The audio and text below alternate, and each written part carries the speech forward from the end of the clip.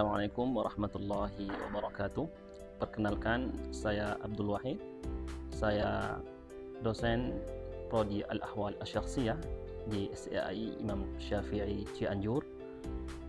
Saya adalah peserta PKDP 2026 yang diselenggarakan oleh UIN Bandung. Saya akan menyampaikan video pembelajaran mata kuliah Hukum Perdata sebagai pemenuhan tugas PKDP 2026. Selamat menyaksikan.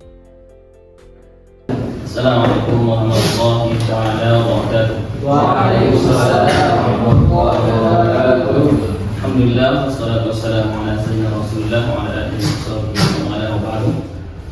Rekan-rekan mahasiswa yang semoga kita senantiasa dalam lindungan Allah. Pada pagi hari ini kita ada kuliah dalam mata kuliah Hukum Perdata.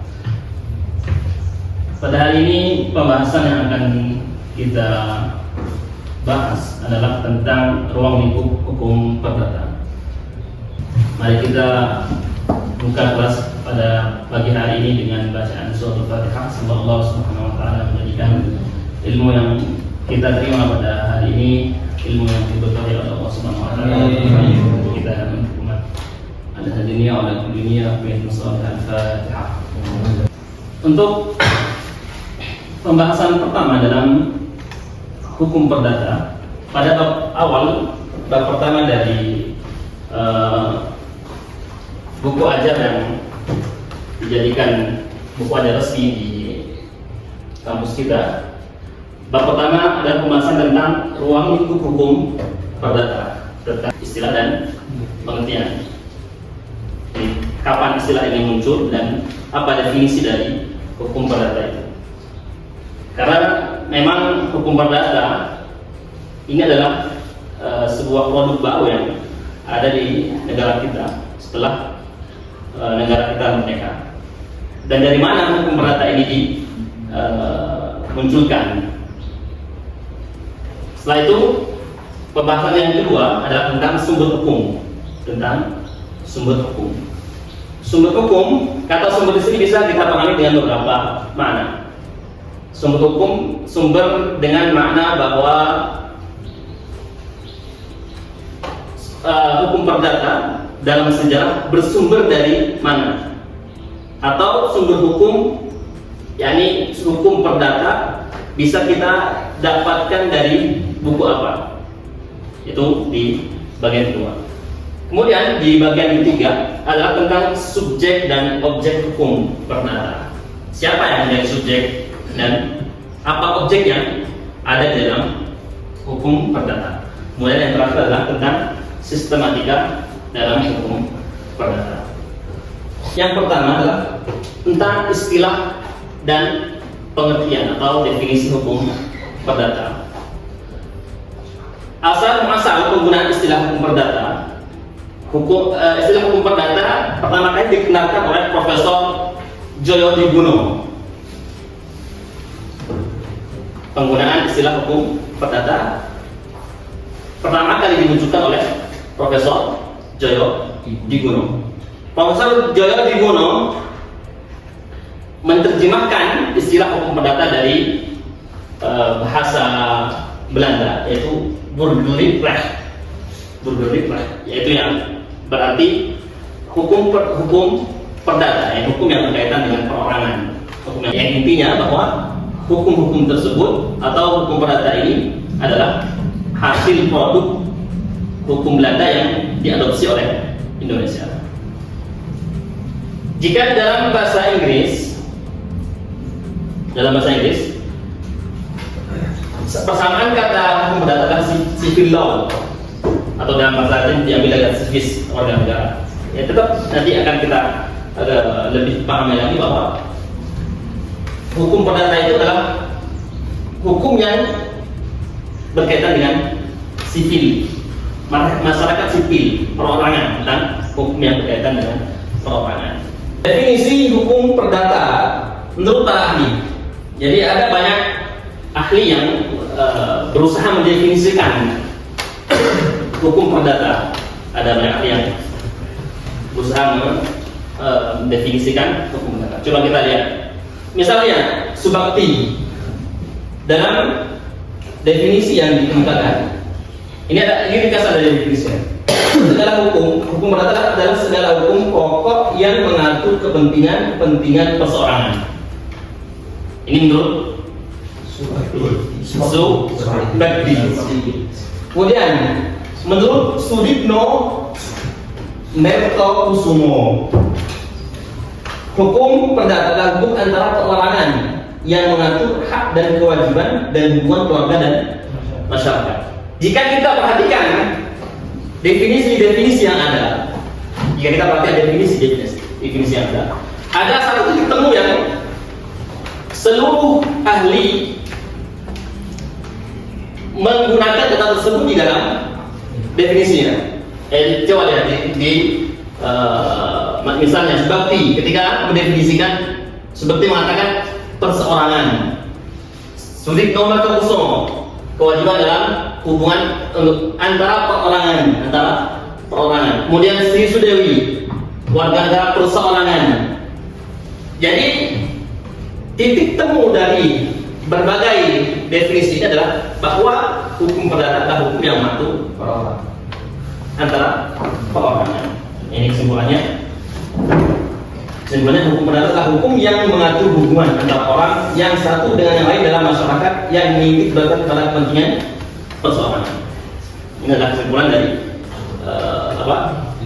definisi-definisi yang ada.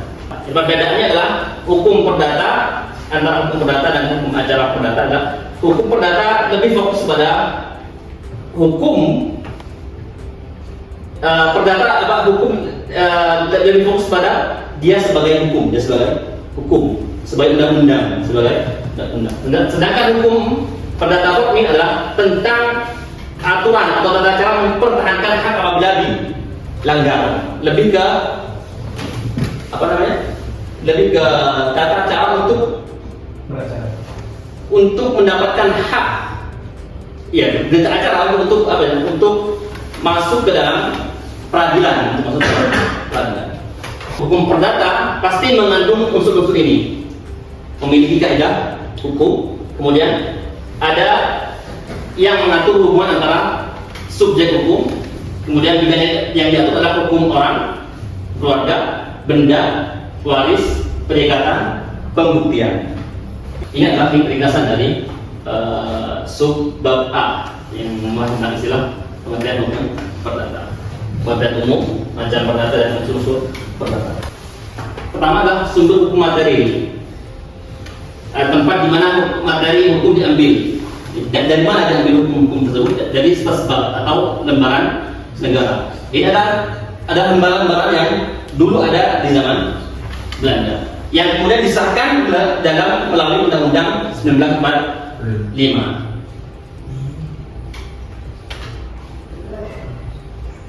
Kemudian sumber hukum formal adalah tempat memperoleh kekuatan hukum berkaitan dengan bentuk atau cara menyebabkan peraturan hukum itu berlaku. Itu seperti yang tadi disebutkan di dalam pembagian sebelumnya, bahwa yang membentuk hukum perdata ada 4. Yang pertama adalah KUH Perdata, atau kita Undang-Undang Hukum Perdata yang disebut BW, Burgerlijk Wetboek yang tadi disebut di awal. Subjek hukum adalah setiap pihak yang memiliki hak dan kewajiban dalam lalu lintas hukum. Setiap pihak yang memiliki hak dan kewajiban, bisa berupa manusia, bisa berupa badan hukum. Kesimpulan singkat dari apa yang kita dapatkan dari pagi hari ini adalah hukum perdata merupakan hukum yang mengatur hubungan antar individu atau badan hukum dalam kehidupan bermasyarakat dengan fokus pada kepentingan pribadi. Ruang lingkupnya meliputi hukum orang, keluarga, benda, waris, perikatan, serta pembuktian dan daluarsa. Sumber hukumnya berasal dari peraturan perundang-undangan, jurisprudensi, traktat, dan kebiasaan. Subjek hukumnya adalah manusia dan badan hukum. sedangkan objek hukumnya adalah segala sesuatu yang dapat menjadi sasaran hak dan kewajiban. Dan kewajiban. Yang kita baca tadi, kita jelaskan di awal. Hukum perdata adalah hukum yang berhubungan dengan antara perorangan, Subjek hukum, padahal badan hukum bukan manusia dan tidak mempunyai kehendak sendiri. Nah, tadi kita telah jelaskan bahwa subjek hukum terbagi menjadi dua. Subjek hukum bisa ada kalanya manusia, bisa ada kalanya badan hukum. Kalau manusia sebagai subjek hukum sudah jelas, karena manusia punya kehendak, dia pengen ngambil hak orang, dia pengen ini, itu sudah jelas. Tapi masalahnya kenapa badan hukum dijadikan sebagai subjek hukum? Padahal dia tidak memiliki kehendak, tidak memiliki keinginan. Jadi kita pada hari ini akan melakukan kuis kontes menggunakan Mentimeter. Siap? Jadi untuk setiap soal ini akan memakan waktu 15 detik. Jadi setiap mahasiswa akan menjawab sesuai apa yang sudah disampaikan tadi. Siap?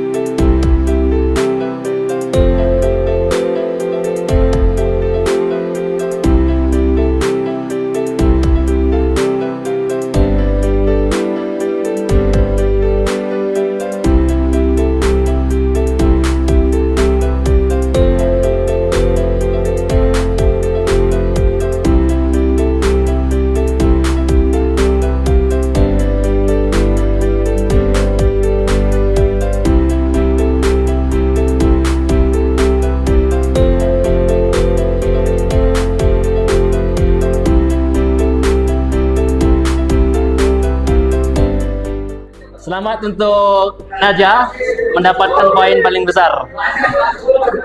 Kita akan mengadakan tes lagi yang akan menentukan dan melihat hasil dari apa yang kita pelajari. Semoga apa yang saya sampaikan pada hari ini bermanfaat. Assalamualaikum warahmatullahi wabarakatuh. Alhamdulillah.